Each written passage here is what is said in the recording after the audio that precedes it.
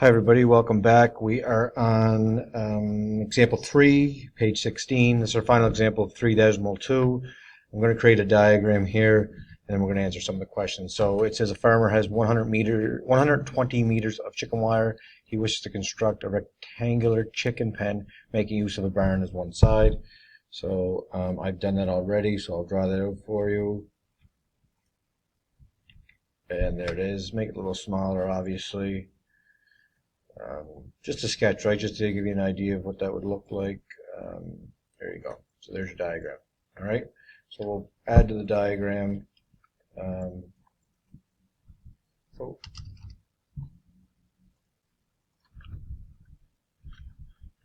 So this side here that you see, this is the barn side. All right. And then we're going to have the fence running on, obviously, three sides.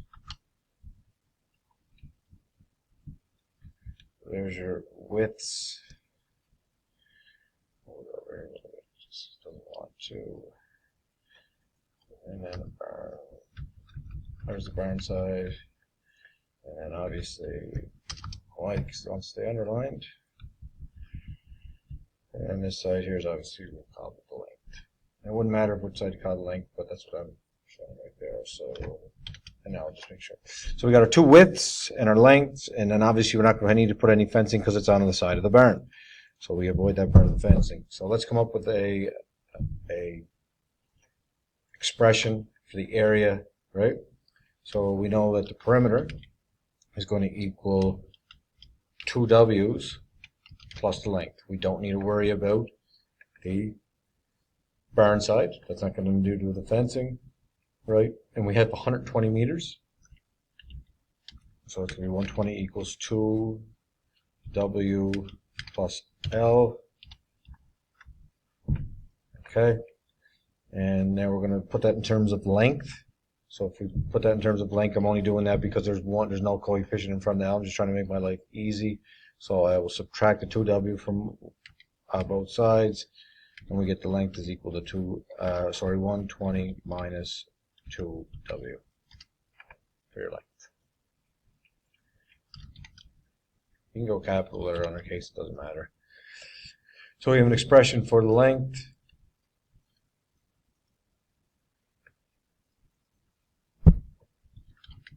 I'm doing the A part, I guess I should put that in there, just so we don't forget.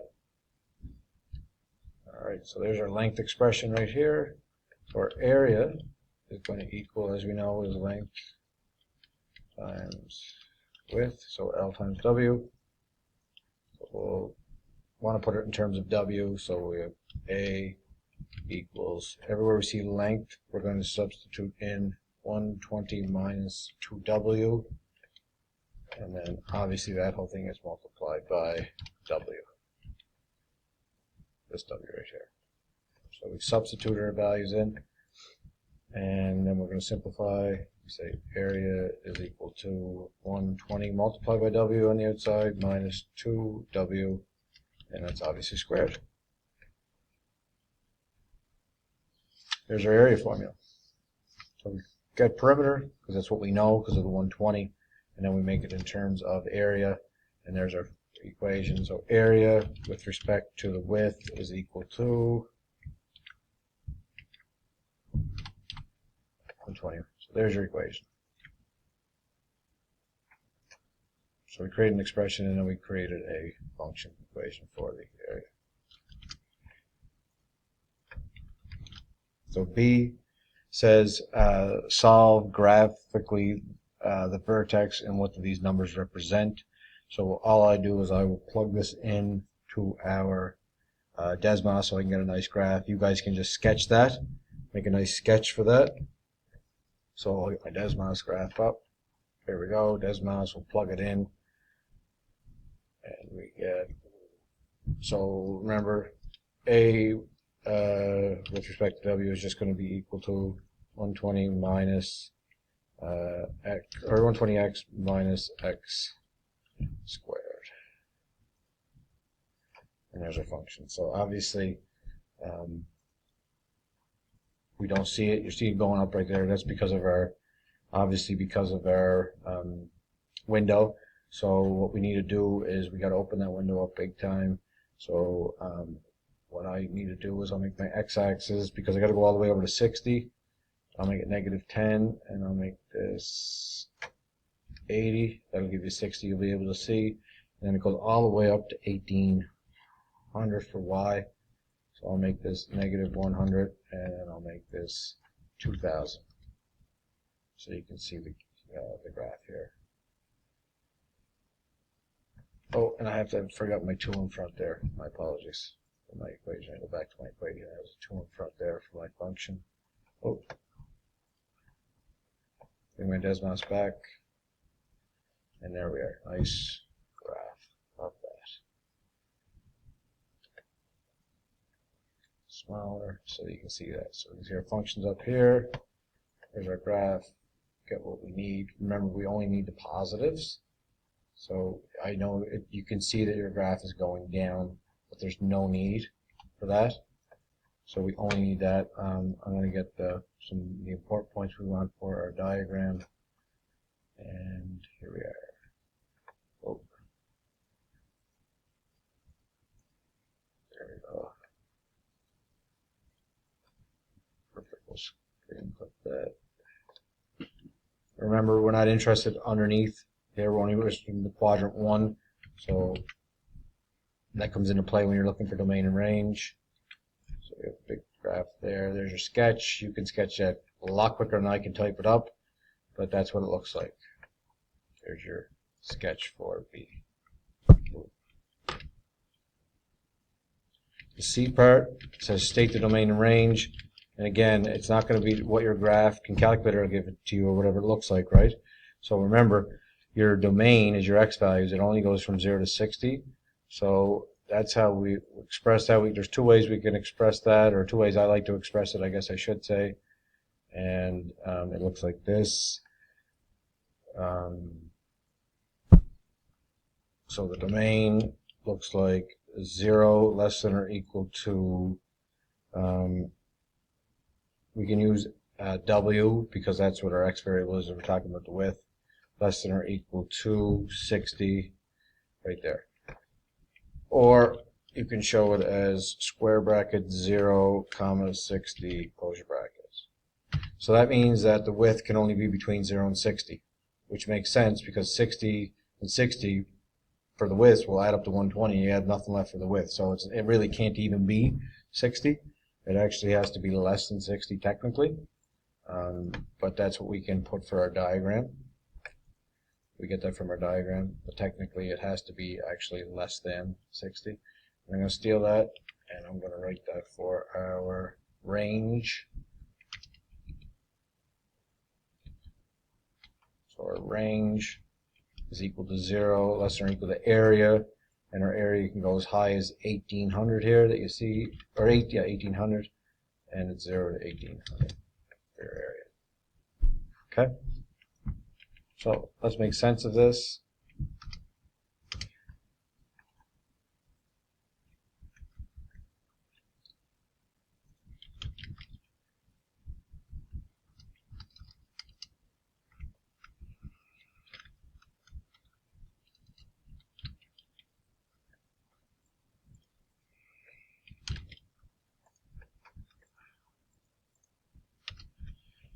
Being picky on me there, guys. Sorry. And forgot the comma. And it asks for list area, width, and length. So all you need to do is, for you to know, is the 30 that you get for your vertex. That'll what it does is it yields the highest possible area, which is 18. So the vertex gives you your area, width, and length that give you the maximum area. So the width is 30. That's the x value right here. The area is equal to 1800, and I should put the units in here. This is meters. Go back up, so that's meters, and that's meters squared, obviously. And then the length, we need to do a quick calculation for the length. Not that it's difficult, but we got to do a quick calculation for the length. And the length is given by, we just go back to the original formula that we used to calculate, help us get perimeter, and the length is simply equal to 30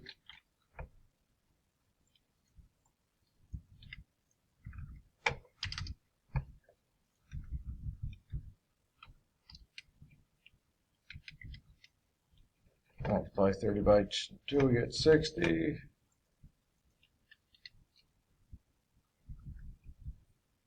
That should give us L equal to 60 meters. And you can double check to make sure your answer makes sense, right? So we have two widths, 30 plus 30 is 60, plus length of 60. 60 plus 60 is 120, so we haven't gone past what we need there for our amount of fencing we have. So there's your answer there. We're all finished with the the section.